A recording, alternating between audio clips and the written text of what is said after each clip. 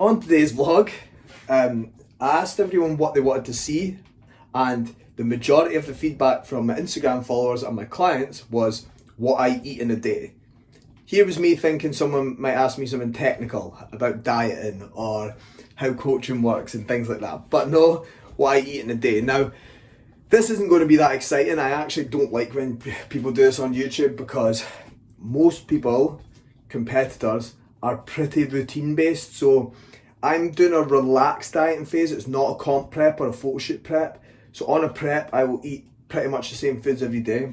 I may change protein sources, etc. But when I'm just dieting like I am just now, just a tidy up phase, I'll be a little bit more relaxed. I will still track everything, but what I mean by relaxed is it won't be a set structure of meals across the week. Things will change day to day. But there'll still be routine in when I eat, etc. So this is my meal number one, pre-workout meal. Remember as well, what I eat and how many calories I eat are not going to be applicable to you, so it doesn't matter. So if you're looking at stuff thinking either, well, he's not eating that much or he's eating loads of things come into play. So that's why I'm not going to go through the calories in each meal or tell you how many calories I'm on. But today, this is meal one, which I will go through in 2 seconds. So, meal number one, 2 slices of this Polish bread. The reason being it's just, one, the slices are real thick, they taste good, and really good macros. I'm having 200 grams of 5% mince. There's some spring onions, some kale. Yes, I eat veg at breakfast every single day. Kale, spring onions, and I've got 30% less fat butter over there. Tastes like shit, but it's something to put on my toast. So this is pretty much the breakfast I have every day, although sometimes I'll swap the mince for some eggs and chicken sausages, but I'll keep it pretty consistent. So I will go through all the foods I'm eating, but as I said, not that exciting, and it is going to be pretty similar in terms of what proteins I use. 5% mince is really good, and you can buy it for pretty cheap.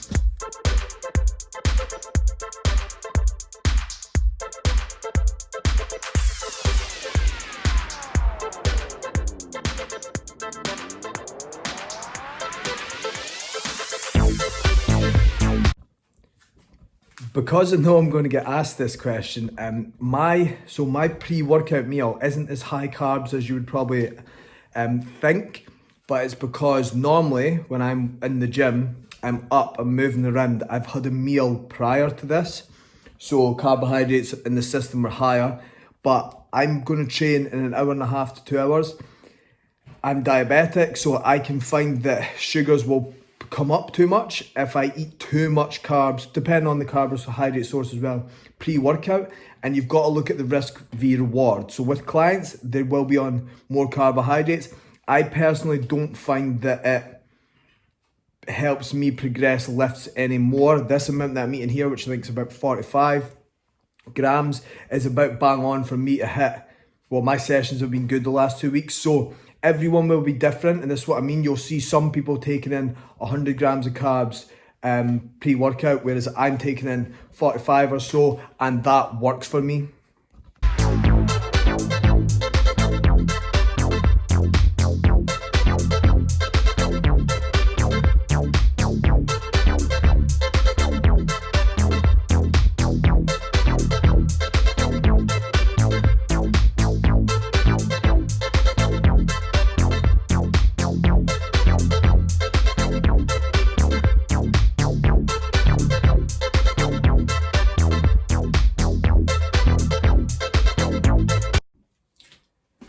On to the intra workout and pre-workout. So at the moment my intra is just this is complete strength. It's really good, and I'm mixing that with Creamax, or just creatine. I just take that intra just purely down to the fact that I remember to take it then. So it's just that's a different creatine there, but it's just so I remember. The pre-workout I'm going for today is the complete strength pre. It's a focus based pre, so I'll have half a scoop of that, and also half a scoop of the Neuro Pump, which is really good if anyone has not tried that. With pre-workouts, what I would say with it is, I think people build up this hype, although Complete Strength does say believe the hype on it, but people build up the hype for pre-workout like pre-workout is what is giving you a good session.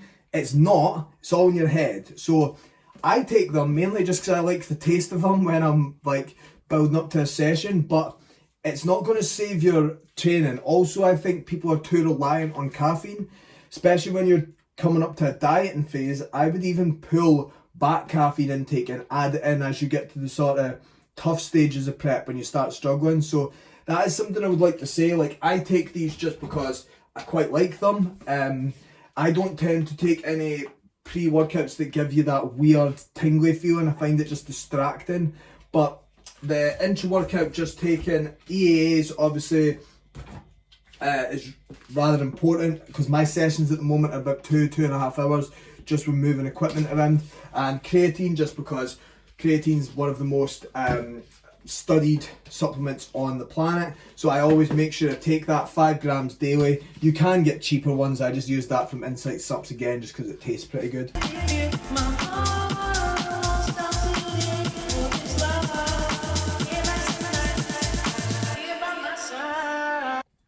Meal number 2, post-workout. So I am having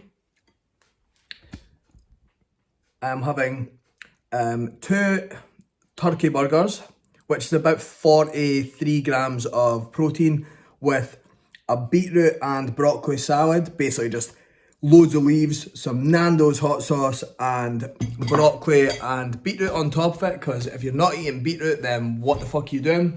You'll also notice that I pretty much eat broccoli in every single meal. Also some of Robin's flowers here that our mates got, which are lovely. Nothing to do with me. I'll buy flowers this week though. And my other post-workout meal, I just dropped some, is 100 grams of sugar puffs and a banana. Now, remember post-workout, I think people think you need to eat 5 billion grams of protein. No, focus on your carbohydrate intake and take in enough protein that you can digest. So 40 grams roughly for me. Also, as I transition from a gaining phase to a dieting phase, in a gaining phase, I'll probably be eating like cinnamon grahams, frosted shreddies, even granola, stuff that you'll get a lot of calories for not that much food. In a dieting phase, I'll opt for more things like Cocoa Pops, Sugar Puffs, where you're getting a lot of volume for the amount of food. So the satiety of that will be a lot better. So basically, I'm going to break up my post-workout 1 and 2 meals.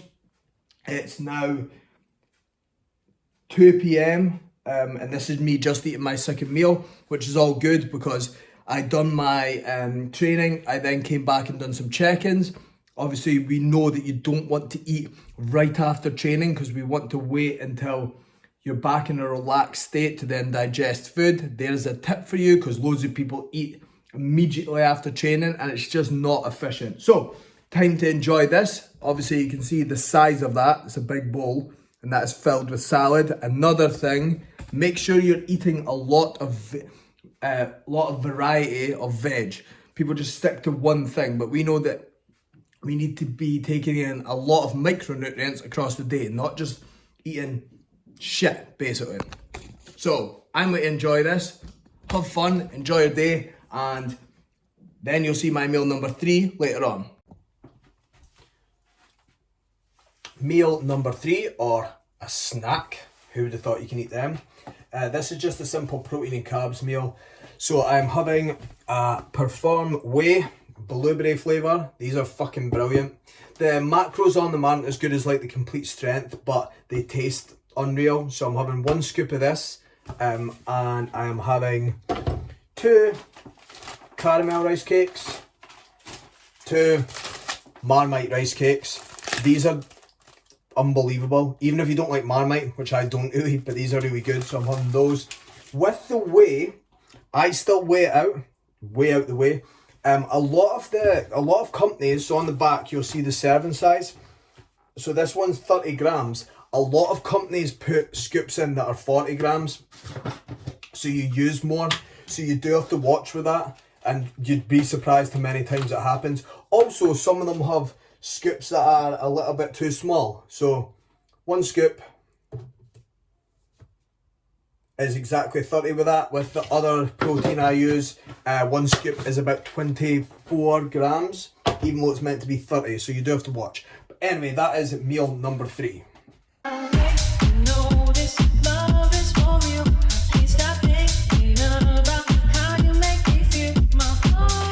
Meal number 4, or my dinner, nice and easy one. You've seen me cooking it about 2 seconds before. It is simply 2 packs of noodles, 200 grams of beef mince, broccoli, mushrooms, samphire, and a little bit of kale that I had left over from earlier. And you'll notice that the volume in that is quite a lot, which is very, very useful when you're dieting. Now, normally for dinner, myself and Robin, this is the only meal we eat together because she's studying and I'm working. And then when she eats her post-workout, I'm normally finishing off my check-ins, vice versa. So normally this is the meal we sit down together, but she's had to actually go to Glasgow tonight, so we are not. So sorry all the guys out there who were hoping to see her in this vlog, and all the girls, because when I put up a photo of myself and her, loads of girls messaged me, kind of weird, saying how amazing she looks.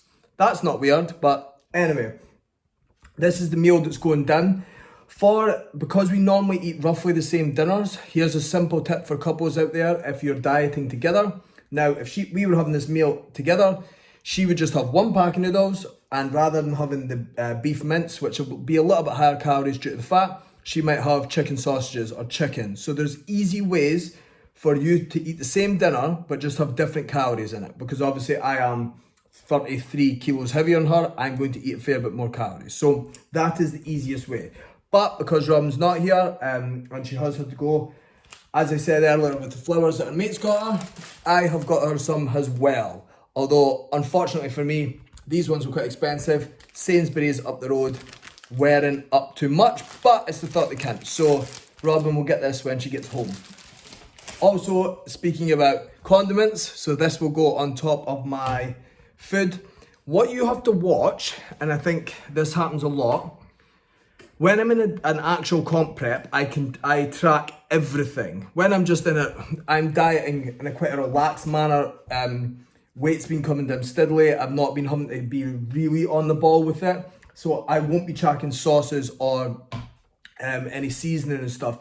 But what you have to watch is, as you're getting closer to shows, obviously say you're using a whole pack of Old El Paso fajita seasoning a day. That's like 120 calories. Say you're having 3 or 4 servings of that a day, plus all the almond milk, etc. You're probably 300-400 calories more than you think you are, and that needs to be accounted for. So just watch with that.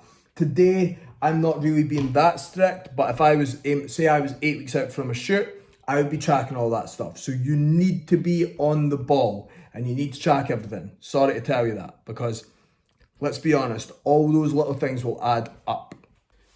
Right, let's hope we don't fuck this bit up for the third time. Final meal.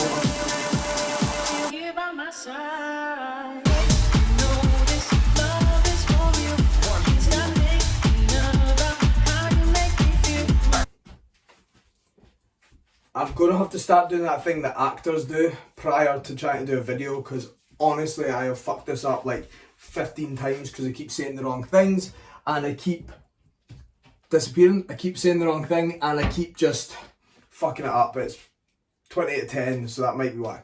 So, last meal of the day. With that, I'm having the Health Aid by Complete Strength. Now, this is brilliant. I won't show you the panel because it'll be hard to see, but the panel on it's great. And it's 1 scoop. It's also pretty cost effective. I think it's like 28 quid or 30 quid or something. Whereas like the Dr. Dean's Health Stack is good, but there's loads of pills in it. I'm a nightmare for forgetting them, and it's quite expensive. So this is bang on.